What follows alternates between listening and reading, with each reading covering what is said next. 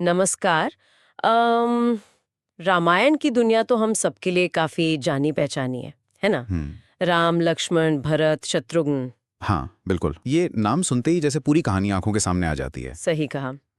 लेकिन आज हम इसी महाकाव्य की गहराइयों में उतरकर एक ऐसी कहानी पर बात करेंगे जिसके बारे में शायद ज्यादा चर्चा नहीं होती। हाँ, आज हम जो हमारे पास स्रोत हैं, उनके आधार पर एक ऐसे किरदार के जीवन और महत्व को समझने की कोशिश करेंगे, जिनका जिक्र मुख्य कथा में बार-बार नहीं आता, लेकिन जिनकी कहानी एक तरह से रामायण के पूरे घटनाक्रम की नींव रखती है। हाँ, कौन है वो? हम बात कर रहे हैं शांता की, राम की बड़ी बहन। ओह अच्छा, शांता। हाँ, ये जानकारी ही कई लोगों के लिए शायद नहीं हो कि दशरथ की एक पुत्री भी थी, राम और उनके भाइयों से भी पहले। बिल्कुल। तो सवाल उठता है कि अगर वो इतनी महत्वपूर्ण थीं, तो कहानी में उनका जिक्र इतना कम क्यों है? उनका असल योगदान क्या था? हाँ, यही सवाल दिलचस्प है। आज हम इन्हीं सवालों के जवाब ढूंढने की कोशिश करेंगे। तो चलिए इस अनकही कहानी की परतों को खोलते हैं। तो कहानी की शुरुआत होती है अयोध्या में। उस समय जब राम और उनके भाई जन्मे भी नहीं थे, हाँ। राजा दशरथ और उनकी बड़ी रानी कौशल्या की पहली संतान के रूप में एक पुत्री का जन्म हुआ। नाम रखा गया शांता। सही। और स्रोत बताते हैं कि राजा दशरथ एक प्रतापी राजा तो थे, प्रजा भी उन्हें बहुत मानती थी, लेकिन उनके मन में वो इक्ष्वाकु वंश को आगे बढ़ाने की चिंता थी। हाँ, सूर्यवंश, जिस महान कुल में राम जन्मे। बिल्कुल। तो उन्हें एक पुत्र की कामना थी। तो पुत्री के जन्म पर खुशी तो हुई होगी। हाँ, खुशी तो हुई, लेकिन वो वंश चलाने की चिंता तो बनी ही रही। ये शायद उस समय की सामाजिक सोच को भी दिखाता है ना। हाँ, कह सकते हैं। हालांकि ये जानना दिलचस्प है कि पुत्री होने के बावजूद शांता की शिक्षा दीक्षा पर पूरा ध्यान दिया गया। अच्छा। हाँ, वो अयोध्या में इकलौती संतान के रूप में पली बढ़ी और उन्हें वेदों का, कला, संगीत, शास्त्रों का गहरा ज्ञान मिला। वाह। वो बहुत बुद्धिमान थीं, शालीन थीं, आध्यात्मिक थीं। उनका शांत और ज्ञानी स्वभाव, मतलब छोटी उम्र में ही वो अयोध्या का गौरव बन गई थीं। ये उनके व्यक्तिगत गुणों के साथ साथ शायद उस समय की शाही शिक्षा व्यवस्था की भी झलक देता है। हाँ, बिल्कुल। तो शांता का शुरुआती जीवन तो अयोध्या में बीता, लेकिन फिर कहानी में एक अहम मोड़ आता है ना, जिसका संबंध राजा दशरथ की दोस्ती और शायद किसी वचन से है। सही कहा। पड़ोसी राज्य था अंग देश। वहां के राजा थे रोमपाद। रोमपाद। हाँ, वो दशरथ जी के बहुत अच्छे मित्र थे और उनकी पत्नी थी रानी वर्षिणी। कुछ स्रोत कहते हैं कि वो कौशल्या जी की बहन भी थीं। अच्छा। लेकिन रोमपाद और वर्षिणी निसंतान थे और ये बात उन्हें बहुत दुखी करती थी। तो एक बार जब राजा रोमपाद अयोध्या आए तो उन्होंने अपना ये दुख दशरथ जी से बांटा। शायद उसी समय या उसके बाद दशरथ जी ने बहुत बड़ा फैसला लिया।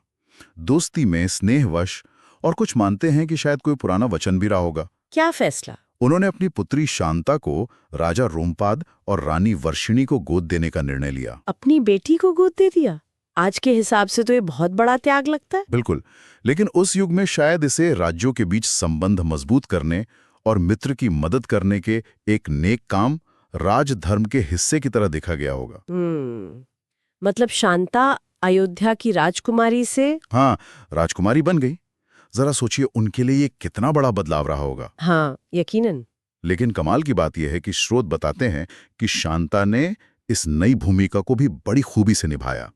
वो अंग देश गईं और राजा रोमपाद रानी वर्षिणी की प्रिय बेटी बनी। अच्छा। उनकी बुद्धिमत्ता, उनकी विनम्रता, उनकी दयालुता, इसने जल्द ही अंग देश की प्रजा का मन भी मोह लिया। मतलब उनका सम्मान दोनों राज्यों में था। वो सिर्फ नाम की राजकुमारी नहीं रही। नहीं, बिल्कुल नहीं। अपने गुणों से उन्होंने उस पद की शोभा बढ़ाई। तो अंग देश में उनका जीवन ठीक चल रहा था फिर? हाँ, शांति से बीत रहा था। लेकिन फिर उस राज्य पर एक भयानक संकट आया। संकट? कैसा संकट? भयंकर सूखा। स्रोत बताते हैं कि बरसों तक बारिश नहीं हुई, फसलें तबाह हो गईं, नदियां सूख गईं, पशु पक्षी मरने लगे, प्रजा भूख प्यास से तड़पने लगी। मतलब पूरा राज्य अकाल की चपेट में था। ये तो बहुत बुरा हुआ। राजा रोमपाद बहुत चिंतित हुए। उन्होंने विद्वानों, ऋषियों से सलाह मांगी। हाँ, क्या पता चला? तब उन्हें बताया गया कि ये सूखा एक तरह का दैलीय प्रकोप है।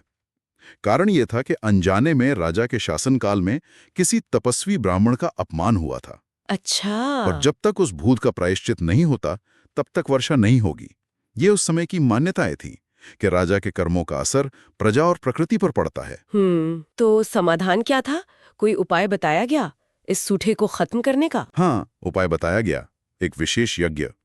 लेकिन उसे केवल एक ही व्यक्ति कर सकता था। कौन? ऋषि विभंडक के पुत्र, युवा तपस्वी थे ऋष्यशृंग।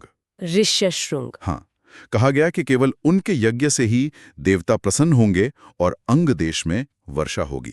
लेकिन ये इतना आसान नहीं था, है ना? मेरा मतलब है ऋष्यशृंग को लाना ही अपने आप में एक बड़ी चुनौती रही होगी। बिल्कुल, यही कहानी और भी दिलचस्प हो जाती है। ऋषि ऋष्यशृंग अपने पिता के साथ घने जंगल में रहते थे। हाँ। और उनका बाहरी दुनिया से कोई संपर्क नहीं था। उन्हें सांसारिक जीवन का, रीति रिवाजों का और खासकर स्त्रियों के बारे में तो कुछ भी पता नहीं था। अच्छा, बिल्कुल अनजान। पूरी तरह। उनके पिता ने उन्हें बचपन से ही हर तरह के मोह, प्रलोभन से दूर रखा था, कठोर तपस्या के माहौल में पाला था। वो एकदम निर्लिप्त, मासूम थे। तो फिर ऐसे ऋषि को जंगल से बाहर लाकर एक राज्य में यज्ञ करने के लिए मनाना, ये तो लगभग नामुमकिन सा लगता है। हाँ, मुश्किल तो था। तो उन्हें अंग देश कैसे लाया गया? क्या राजा ने कोई सेना भेजी? नहीं, सेना भेजने से तो बात बिगड़ सकती थी।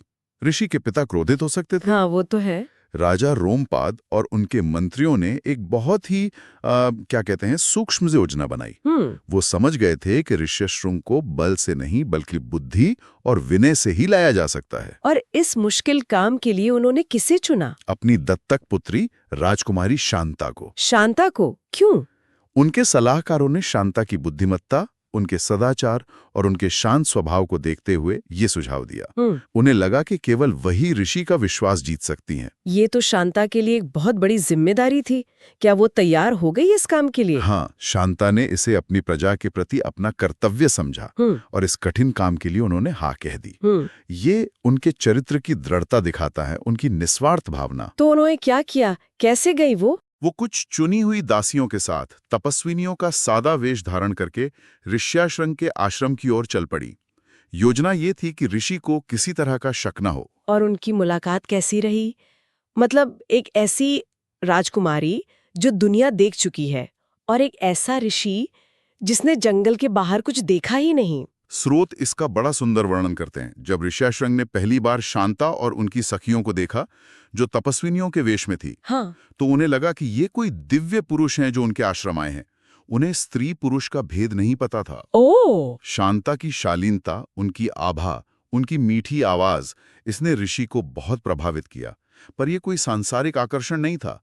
एक बालक जैसी मासूमियत से भरा कौतूहल और सम्मान का भाव था। शांता ने बहुत धीरज और समझदारी से उनसे बात की। उन्होंने ऋषि को बाहरी दुनिया के बारे में बताया, मानवीय करुणा के बारे में, राजा के कर्तव्य और प्रजा के दुख के बारे में बताया। अच्छा। उन्होंने ऋषि को यह एहसास दिलाया कि उनके तप का एक बड़ा उद्देश्य हो सकता है, लाखों लोगों को कष्ट से मुक्ति दिलाना। यानी उन्होंने सीधे यज्ञ के लिए नहीं कहा, पहले उनका विश्वास जीता, उन्हें दुनिया से जोड़ा। बिल्कुल, ये शांता की असाधारण कूटनीतिक और मनोवैज्ञानिक समझ थी। उन्होंने ऋषि के मन में सेवा और परोपकार का भाव जगाया। कमाल है। धीरे धीरे अपनी बातों से, अपने आचरण से उन्होंने ऋष्यशृंग को अंग देश चलने और वहां यज्ञ करके सूखे को समाप्त करने के लिए मना लिया। और ये सब बिना किसी छल कपट के, केवल अपनी सात्विकता, बुद्धि और करुणा के बल पर। ये तो सचमुच अद्भुत है। और क्या उनके अंग देश पहुंचते ही चमत्कार हुआ? बारिश आई? हाँ, कथाओं के अनुसार तो यही हुआ। जैसे ही ऋष्यशृंग ने अंग राज्य की सीमा में कदम रखा, आसमान में बादल घिराए और बरसों बाद पहली बार झमाझम बारिश हुई। वाह! नदियां फिर से बहने लगीं, धरती हरी भरी हो गई, प्रजा में खुशी की लहर दौड़ गई, राज्य में फिर से समृद्धि लौट आई। राजा रोमपाद तो बहुत ही खुश हुए होंगे। अत्यंत प्रसन्न।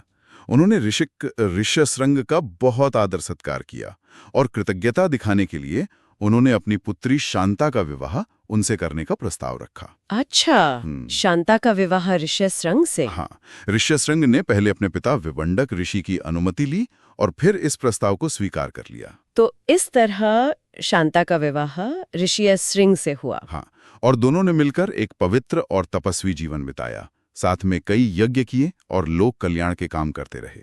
तो यहाँ तक शांता की कहानी अंग देश से जुड़ी रही, लेकिन उनका अयोध्या से, राम के जन्म से क्या संबंध है? ये कड़ी कैसे जुड़ती है? हाँ, तो कहानी अब वापस अयोध्या लौटती है। कई साल बीत गए थे, लेकिन राजा दशरथ को अब भी पुत्र नहीं हुआ था। हाँ, उनकी तीनों रानियां कौशल्या, कैकेयी और सुमित्रा निसंतान थीं। बिल्कुल। राजा की चिंता बढ़ती जा रही थी, वंश की चिंता, राज्य के भविष्य की चिंता। अच्छा, तो उन्हें या शायद उनके मंत्रियों को याद आया कि उनकी बेटी शांता के पति ऋषि ऋष्यशृंग इस युग के महानतम और सिद्ध ऋषियों में से एक हैं, जिनके पास दिव्य यज्ञ करने की शक्ति है। अच्छा, तो दशरथ ने फिर उनसे मदद मांगी? हाँ, दशरथ जी ने तुरंत ऋषि ऋष्यशृंग और शांता को अयोध्या आने का निमंत्रण भेजा।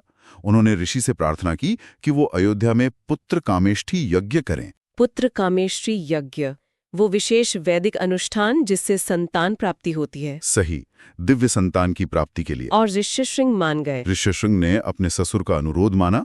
वो शांता के साथ अयोध्या आए। एक भव्य यज्ञ का आयोजन हुआ। शांता भी साथ थी यज्ञ में? हाँ, ऋष्यशृंग मुख्य ऋत्विक बने और शांता भी यज्ञ मंडप में उनके साथ बैठी।